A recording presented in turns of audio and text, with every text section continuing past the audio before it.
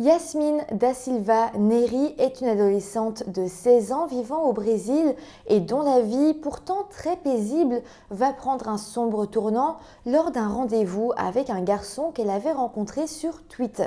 Ces tweets deviendront alors de véritables preuves dans l'enquête qui sera lancée, enquête qui mènera les autorités à une macabre découverte. Pour tout savoir sur la triste et mystérieuse histoire de Yasmine da Silva Neri, lançons-nous maintenant dans la vidéo.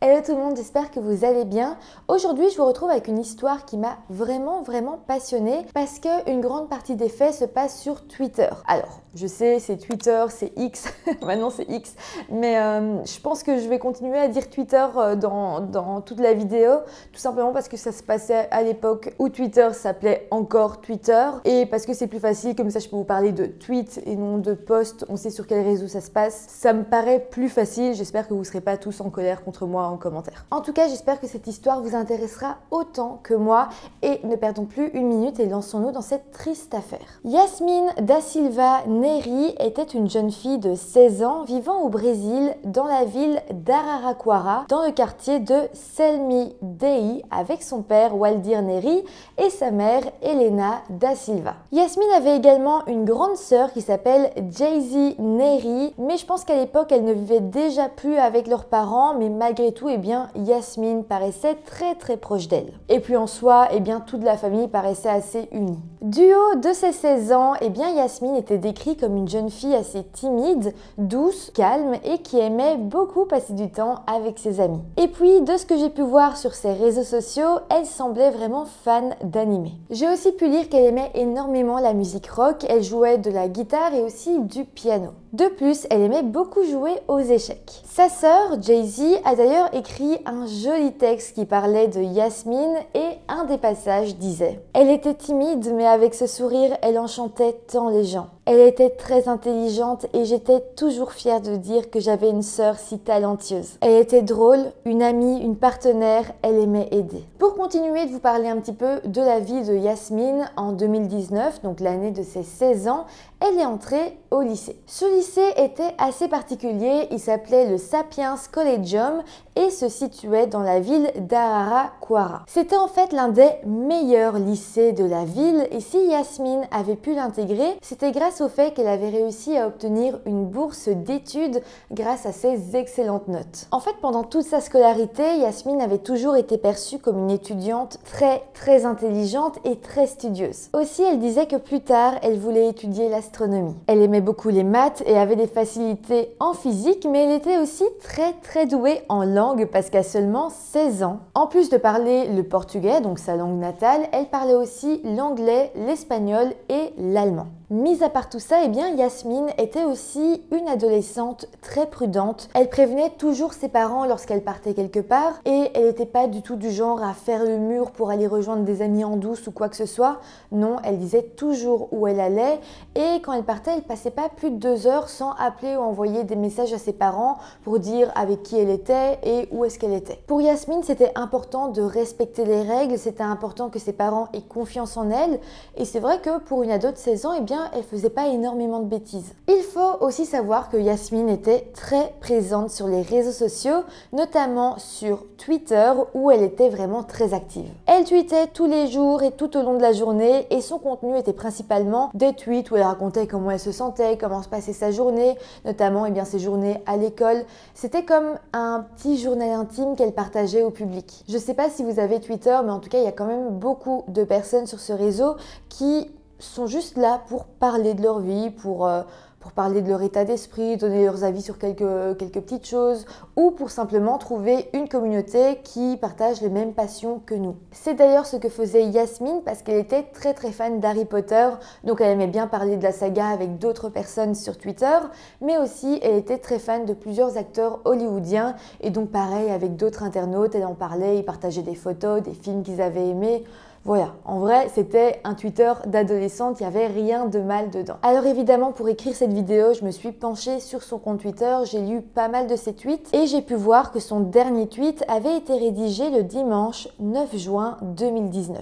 Alors vous allez voir, ces tweets vont vraiment être des éléments d'enquête extrêmement importants pour la suite de cette histoire. Et puis même plus tard, ils vont même servir d'avertissement pour les autres adolescents sur les dangers des réseaux sociaux. Mais donc pour comprendre, on va un petit peu décortiquer son Twitter. Tout d'abord, j'ai pu remarquer que Yasmine devait faire partie de la communauté LGBT+, vu qu'il y avait un petit drapeau multicolore à côté de son pseudo. Autre chose qui me fait penser ça, c'est que quelques jours avant son dernier tweet, elle a semblé avoir tweeté par rapport au fait qu'elle voulait avoir une petite amie. Mais bon, je vous avoue que je parle pas portugais, c'est juste l'outil de traduction qui m'a traduit ça comme « je veux une petite amie ». Voilà, c'est à prendre avec des pincettes, mais dans tous les cas, c'est pas non plus le truc le plus important pour cette histoire. Par contre, une chose à retenir, c'est qu'en lisant le Twitter de Yasmine, on peut voir qu'elle parlait beaucoup de ses sentiments. Ce qui me saute vraiment aux yeux, c'est que Yasmine est une ado de 16 ans qui est préoccupée par le fait d'avoir un ou une petite amie. Et ça en soi, eh bien ça semble normal à cet âge-là d'y penser. Mais bon, j'ai également pu remarquer qu'elle avait l'air assez triste, comme si elle se sentait pas vraiment heureuse dans sa vie à ce moment-là. Après, encore une fois, ça semble normal. Enfin, moi, je sais que quand j'avais 16 ans,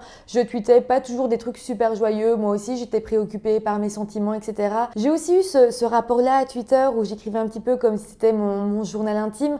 Donc, je peux comprendre ce genre de tweet. Mais c'est vrai qu'au moment de ces derniers tweets, eh bien, elle n'était pas dans un très bon mood. Elle semblait pas au top de sa forme. Mais à présent, parlons des tweets qui sont assez importants dans le cadre de cette enquête. En fait, à 1h14 du matin, dans la nuit du 8 au 9 juin 2019, Yasmine a tweeté une première fois en disant qu'elle était malade. Après ça, elle a retweeté pas mal de tweets souhaitant un joyeux anniversaire à Johnny Depp, dont elle semblait être assez fan à l'époque. Et puis un petit peu plus tard, vers 3h07 du matin, c'est là que ces tweets vont commencer à parler de sa journée du lendemain. Tout d'abord, elle va écrire « Je vais chez quelqu'un demain et je me sens malade ». Ok, pour le moment, rien de très inquiétant, mais attendez la suite. Là, elle va à nouveau parler de ce qu'elle devait faire demain et elle va dire « Je ne lui ai jamais parlé en personne et je sais à peine où il habite. Si je disparais / meurs, vous saurez ». Et puis ensuite, 30 minutes plus tard, elle a encore écrit « Je réfléchis au mieux. Je ne sais pas si je devrais aller chez lui dès le début. »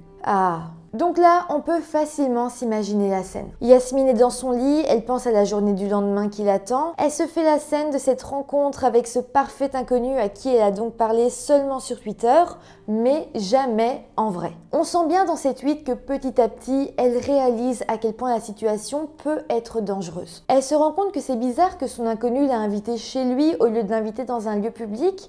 Et elle se pose pas mal de questions, mais d'un autre côté, c'est un garçon, elle va le rencontrer, elle lui a parlé un peu sur les réseaux sociaux, ça paraît assez romantique pour elle. Donc elle est un petit peu aveuglée par cet amour et par cette scène un petit peu parfaite dont elle s'imagine. Mais de toute façon, après ces tweets-là, elle a semblé s'endormir et elle s'est réveillée le lendemain, donc le 9 juin à 13h. À ce moment-là, elle s'est à nouveau connectée sur Twitter et c'est là qu'elle a paru vraiment très déprimée. Je me suis réveillée, mais je ne voulais pas. D'ailleurs, je le précise, c'est quelque chose d'assez fréquent dans ses tweets le matin, ou en tout cas quand elle se réveille, de dire qu'elle est réveillée mais qu'elle n'a pas envie d'être debout, qu'elle a envie de continuer à dormir, comme si ces journées paraissaient difficiles à vivre. Ensuite, elle va faire un autre tweet où elle va reparler de cette fameuse personne qu'elle doit rencontrer. Et donc elle écrira « Je ne sais pas quoi faire » et puis un smiley triste. Clairement, la nuit lui a pas vraiment porté conseil et même le lendemain, elle était encore en train de se demander si c'était une bonne idée d'aller rencontrer cet inconnu. Là, les gens qui la suivaient, donc ses followers, vont lire ses messages et ils vont essayer de la raviser, vont lui dire d'écouter son instinct, qu'elle ne peut pas y aller, au moins de faire ça dans un lieu public, c'est le minimum. Et c'est vrai que Yasmine va lire toutes ces réponses et elle va se poser encore plus de questions. En tout cas, après ça, elle n'a plus rien tweeté et c'est seulement 2 heures plus tard qu'elle va se reconnecter. Et là, eh bien, les choses vont devenir encore plus sombres. Elle écrira d'abord « Je veux pleurer ». Et puis « Est-ce qu'il y aura un seul jour où je ne voudrais pas mourir ?» Et finalement, et encore une fois, les larmes coulent sans permission. D'ailleurs, ce sera son tout dernier tweet. Par la suite, il n'y aura plus aucune activité sur son compte Twitter et c'est vrai que ses abonnés vont rapidement s'inquiéter et vont se dire que peut-être elle a été à ce rendez-vous et que peut-être quelque chose s'est mal passé. Beaucoup vont alors tenter de lui écrire, que ce soit en message privé ou même sous ses tweets pour essayer de savoir si elle allait bien, mais personne n'obtiendra de réponse de sa part. Mais à présent, parlons un petit peu de ce garçon que Yasmine était allée rencontrer ce jour-là. En fait, on sait qu'elle avait commencé à lui parler la veille, c'est-à-dire le 8 juin. Lui aussi était un utilisateur de Twitter et les deux avaient commencé à se parler donc sur ce réseau. Ce garçon en question avait 17 ans et comme son identité a été protégée vu qu'il était mineur au moment des faits, on va l'appeler par ses initiales qui étaient HS. Alors HS a donc parlé longuement avec Yasmine pendant la journée du 8 juin et il lui avait dit que justement il habitait la même ville qu'elle. Évidemment Yasmine était très heureuse de savoir qu'il habitait tout près de chez elle parce que ça ouvrait une possibilité d'histoire d'amour peut-être, et donc évidemment quand il a proposé de la rencontrer, eh bien elle a accepté. Les deux n'ont pas du tout voulu perdre de temps et ils ont placé leur rendez-vous au lendemain, soit le 9 juin en fin d'après-midi. Ensuite, le 9 juin, comme je vous l'ai dit, Yasmine semblait aller assez mal. Elle s'est levée vers 13 h et son dernier tweet a été rédigé aux alentours de 15 h, 15 h 30. Selon les parents de Yasmine, elle leur a dit au revoir à 16 h 12 ce jour-là, et puis elle serait partie en disant qu'elle allait passer l'après-midi avec l'un de ses amis proche. Elle va d'ailleurs donner à ses parents le nom de son meilleur ami, ce qui a rassuré les parents parce que justement, ils le connaissaient très bien, donc il n'y avait pas de raison de s'inquiéter. Mais bon, effectivement, vous l'avez compris, c'était un mensonge. C'est étrange parce que, comme je vous l'ai dit en début de vidéo, c'était pas du tout du genre de Yasmine de mentir. Elle était en général toujours très prudente, elle donnait beaucoup de nouvelles à sa famille, mais cette fois-là, elle a décidé de mentir, de faire une bêtise, et malheureusement, eh bien, ça lui a été fatal. Mais donc, pour en revenir au fait, toujours le 9 juin vers 17 h, la mère de Yasmine a décidé de l'appeler pour prendre de ses nouvelles et vérifier que tout allait bien pour elle. L'appel s'est déroulé tout à fait normalement et rien n'indiquait que Yasmine pouvait être en danger. Et pourtant, cet appel sera le dernier contact que la mère de Yasmine aura avec sa fille. Mais alors, que s'est-il passé à ce rendez-vous? Eh bien finalement, Yasmine a demandé à HS, donc ce garçon qu'elle devait rencontrer, de le voir dans un lieu public et non pas chez lui. Il avait alors accepté et les deux avaient alors prévu de se rendre dans un bar assez populaire de la ville que Yasmine connaissait d'ailleurs assez bien. Les deux se sont donc retrouvés et ils ont commencé à marcher ensemble vers le bar, mais à mi-chemin, HS va dire à Yasmine qu'il avait oublié son argent chez lui. Il pouvait donc pas aller directement au bar, surtout que oui, il aurait peut-être payé un verre à Yasmine, il voulait absolument retourner chez lui pour reprendre son portefeuille, et donc il va demander à Yasmine si elle acceptait de l'accompagner, et elle va accepter. Il faut savoir que HS vivait dans une maison avec sa mère, mais au moment où il est arrivé chez lui avec Yasmine, eh bien sa mère se trouvait à l'église, et donc la maison était totalement vide. Là, on n'est pas extrêmement sûr de tout ce qui s'est passé, mais voilà en tout cas le scénario qui a été établi. HS a emmené Yasmine dans sa chambre et puis une fois qu'elle y était, il est rapidement sorti de la pièce et il a été caché un couteau dans la salle de bain. Après ça, il est retourné dans la chambre et il a dit à Yasmine qu'il avait une surprise pour elle. Il va donc lui demander de le suivre jusque dans la salle de bain. Sur place, il va lui demander de fermer les yeux et une fois que Yasmine avait les yeux fermés, HS lui a demandé de dire ce qu'elle ressentait pour lui et Yasmine lui a alors répondu qu'elle se sentait amoureuse de lui. Mais voilà, au moment où elle le disait, au moment où elle avouait son amour, eh bien HS s'est jeté sur elle et il a commencé à l'étrangler. Alors évidemment, Yasmine ne s'est pas laissée faire, elle s'est débattue et puis elle a remarqué que HS avait un couteau. Elle a alors réussi à l'attraper et avec ce couteau, elle l'a blessé au bras, au genou et au mollet. Mais bon, HS était déterminé, lui non plus ne s'est pas laissé faire et pendant ce temps, il continuait à étrangler Yasmine. Au final, elle a alors fini par manquer d'air et elle s'est évanouie. Donc là, Yasmine était étendue au sol, mais HS ne savait toujours pas si elle était encore vivante ou non. Il a alors porté le corps de Yasmine et l'a placé dans la douche, ensuite pour être sûr qu'elle soit bel et bien morte, il a repris son couteau et lui a poignardé le cou. Yasmine s'est alors vidée de son sang, qui est d'ailleurs parti rapidement dans l'égout. HS a alors laissé Yasmine comme ça pendant 1 heure pour être sûr que tout son sang s'écoule et qu'elle arrête de saigner, et il l'a laissée évidemment dans la douche pour éviter de salir la salle de bain ou de salir même le sol ou les murs. Après ça, une fois qu'il était bel et bien sûr qu'elle était donc décédée et qu'il y avait vraiment plus beaucoup de sang en elle, il a commencé à la démembrer, toujours à l'aide de son couteau.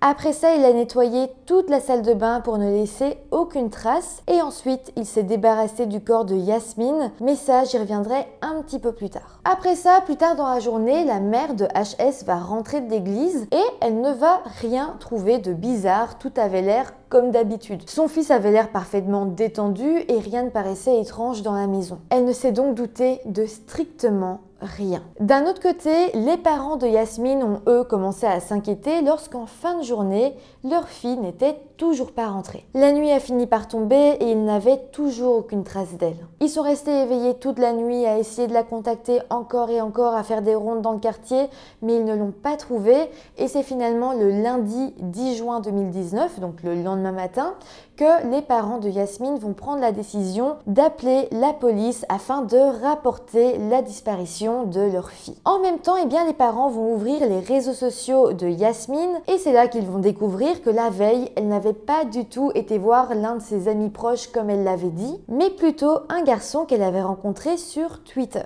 D'ailleurs, les parents de Yasmine vont retrouver le compte Twitter de HS et ils vont alors lui demander son adresse pour aller lui parler. Il va accepter et donc les parents de Yasmine vont se rendre au domicile de HS. Il va alors leur raconter que la veille, il avait bel et bien passé l'après-midi avec Yasmine, mais qu'il ne savait pas du tout ce qui lui était arrivé. Il va d'ailleurs expliquer qu'en fin d'après-midi, il l'avait raccompagnée jusqu'à l'arrêt de bus et puis il était rentré chez lui. Donc voilà, HS dira qu'il ne savait rien de plus, mais malgré tout, eh bien, les parents de Yasmine vont quand même commencer à avoir des doutes à son sujet. En fait, ils le trouvaient un petit peu agité, il changeait souvent de sujet, et donc petit à petit, eh bien, il va paraître très suspect. Alors en parallèle, toujours dans la journée du 10 juin, la police va faire une première grosse découverte. En fait, les autorités avaient déjà commencé leur enquête et suite à la découverte des parents, ils ont décidé de se rendre eux aussi au domicile de HS et sa mère afin de poser quelques questions et afin de faire les premières fouilles, parce que ça faisait à présent plus ou moins 24 heures que Yasmine avait disparu et il fallait vraiment essayer de la retrouver le plus tôt possible pour essayer de la retrouver vivante. Donc ça a été très facile d'obtenir un mandat pour fouiller la maison de HS. Clairement, pour les enquêteurs, HS paraissait aussi très bizarre. Il était déjà la dernière personne à avoir vu Yasmine en vie et en plus, eh bien, comme je vous l'ai dit, son comportement était étrange. Donc voilà, une fois sur place, la police s'est mise à fouiller les lieux à la recherche d'indices éventuels ou même d'un corps. Dans la chambre de HS, la police va alors tout d'abord retrouver les effets personnels appartenant à Yasmine. Parmi eux, il y avait ses lunettes, il y avait aussi ses baskets et son téléphone portable. Donc rien qu'avec ça, on était d'autant plus sûr de la culpabilité de HS. Ensuite, le jardin de la maison va être fouillé et c'est là que les enquêteurs vont remarquer que dans ce jardin, il y avait un gros camion de restauration. Évidemment, la police va avoir l'idée de regarder en dessous et c'est là qu'ils vont faire la macabre découverte d'une jambe ainsi que d'un torse féminin. Il n'y avait rien d'autre, juste ça, et c'était évident que ces parties de corps appartenaient à Yasmine. À partir de là, on savait donc que Yasmine était malheureusement décédée, mais pire encore, on savait qu'elle avait été démembrée. Là, l'enquête est donc devenue une enquête pour meurtre et les autorités ont alors tenté de retrouver les autres parties du corps de Yasmine. Et là, ça va aller très vite. Dans la journée, le commissariat de police va recevoir un appel téléphonique leur disant que des restes humains avaient été retrouvés dans un autre quartier de la ville d'Araraquara. Et puis, une équipe de plongeurs s'est mise à fouiller le lac qui se trouvait juste derrière la maison de HS et sa mère. Et là, eh bien, ils vont y retrouver la tête et encore d'autres parties du corps appartenant à Yasmine. Là, les enquêteurs avaient donc réussi à retrouver toutes les parties du corps de Yasmine. Il y avait eu d'autres parties sous le camion de restauration dans le jardin de HS et puis dans le lac derrière la maison de HS. Donc suite à ça, le lundi soir, donc 24 heures après le meurtre de Yasmine, HS a été arrêté et a avoué le meurtre devant les enquêteurs. Mais attendez, ce n'est pas tout, parce qu'il va aussi avouer avoir une petite amie de 17 ans, mais tout comme lui, eh bien son nom n'a jamais été divulgué parce qu'elle était mineure au moment des faits. Mais donc HS va expliquer que cette petite amie eh bien, était elle aussi coupable parce qu'elle l'avait aidé à se débarrasser des restes du corps de Yasmine en les jetant dans le lac derrière la maison. Évidemment, suite à ça, la petite amie a été arrêtée et elle aussi va avouer. Mais bon, clairement, dites-vous que s'ils ont avoué, c'était pas du tout parce qu'ils se sentaient mal ou quoi que ce soit. Ils ont avoué parce qu'ils avaient l'air de se sentir fiers, ils n'avaient strictement aucun remords. Pour vous dire, la petite amie a même commencé à rire froidement pendant qu'elle racontait les faits. Et puis HS, de son côté, comme je vous l'ai dit, paraissait extrêmement fier. Il a d'ailleurs déclaré aux enquêteurs qu'il avait étudié l'anatomie humaine et qu'il avait recherché sur le deep web, le darknet, des conseils sur la façon de tuer quelqu'un parce qu'il voulait savoir ce que l'on ressent. Clairement, ça faisait très froid dans le dos la manière dont chacun des deux a raconté les faits sans même se sentir mal. Par contre, disons le côté positif à tout ça, c'est que on sait quand même à peu près comment les choses se sont passées et donc l'enquête a été rapide à faire. Il y a par contre un point qui est un petit peu flou dans cette histoire et qu'on n'a jamais réellement su éclaircir. Rappelez-vous que Yasmine avait tweeté en disant qu'elle allait rencontrer un garçon mais qu'elle ne lui avait jamais parlé en vrai de toute sa vie. Eh bien c'est bizarre parce que HS, pendant son interrogatoire, va confier que le 8 juin, donc la veille de la rencontre, il avait déjà rencontré une première fois Yasmine. Il dira que c'était pendant un concert rock qui avait eu lieu dans la ville et que c'était à ce moment-là qu'ils avaient brièvement parlé, qu'ils avaient échangé leurs numéros et qu'ils s'étaient mutuellement suivis sur Twitter. HS dira donc que c'était une brève discussion mais qu'il y en avait quand même eu une et que suite à ça, eh bien, tout le reste de la journée et toute la nuit du 8 au 9 juin, les deux avaient parlé ensemble sur Twitter. Alors, est-ce que c'est vrai? Eh bien, je ne sais pas. Soit ici, Yasmine a omis de donner ce détail dans ses tweets, soit eh bien, elle n'a pas fait le lien et ne savait pas que le garçon à qui elle parlait sur Twitter était le même que celui qu'elle avait rencontré au concert. Je me dis c'est possible qu'il y ait eu un quiproquo et qu'elle ne l'ait pas remis directement. Soit eh bien, HS a inventé cette anecdote. Mais bon, en tout cas, HS lui dira que c'est à ce concert qu'il l'a remarqué et que c'était là qu'il s'était dit que Yasmine serait une cible facile. En tout cas, le procès aura lieu très rapidement, dès le mois de juillet, et HS ainsi que sa petite amie ont été jugés en tant que mineurs. Ça veut donc dire que le procès n'a pas été médiatisé, ça veut aussi dire que leurs identités ont été gardées secrètes, et ça veut aussi dire que les peines données ont été moindres. HS a d'ailleurs été condamné à la peine maximale, qui est de 3 ans d'emprisonnement dans un centre de détention pour mineurs. Et puis pour ce qui est de sa petite amie, elle a été condamnée à 45 jours de détention dans un plus petit centre pour mineurs et c'est tout. Clairement, une à 45 jours d'emprisonnement, l'autre à 3 ans d'emprisonnement. Rien de plus, ça veut dire qu'ils sont déjà sortis tous les deux. Clairement, le meurtre de Yasmine a choqué le pays en entier, mais surtout ses abonnés Twitter qui avaient vraiment tenté de la dissuader d'aller à ce rendez-vous. Yasmine savait que ça pouvait être dangereux, elle a écrit à ses abonnés que si elle disparaissait ou que si elle mourait, ce serait forcément la faute de ce garçon qu'elle allait rencontrer, mais malgré tout, eh bien, elle a choisi d'y aller parce que peut-être elle était amoureuse, même si elle ne le connaissait pas beaucoup, eh bien, elle avait 16 ans et c'est vrai que elle est vite tombée amoureuse. Et c'est comme ça. La sœur de Yasmine a fait un petit post sur Facebook en son honneur quelques temps après sa mort et je vais vous en lire un extrait pour clôturer cette histoire. Je n'ai pas le courage d'écrire sur elle parce que ça fait mal de savoir qu'elle n'est plus là. Mais en même temps, cela me remplit le cœur d'espoir parce que Dieu l'aimait tellement qu'il la voulait vers l'âge de 16 ans. Yasmine, la meilleure sœur que Dieu puisse jamais me donner. De ce que j'ai pu voir sur les réseaux, la famille paraissait quand même très religieuse et donc je pense que cette foi les a quand même aidés à surmonter cette épreuve. surmonter, c'est peut-être un grand mot, mais en tout cas les a aidés à vivre tout ça, toutes ces choses vraiment, vraiment horribles. En tout cas, voilà, c'est comme ça que se termine cette très, très triste histoire. N'hésitez pas à me dire en commentaire tout ce que vous en avez pensé.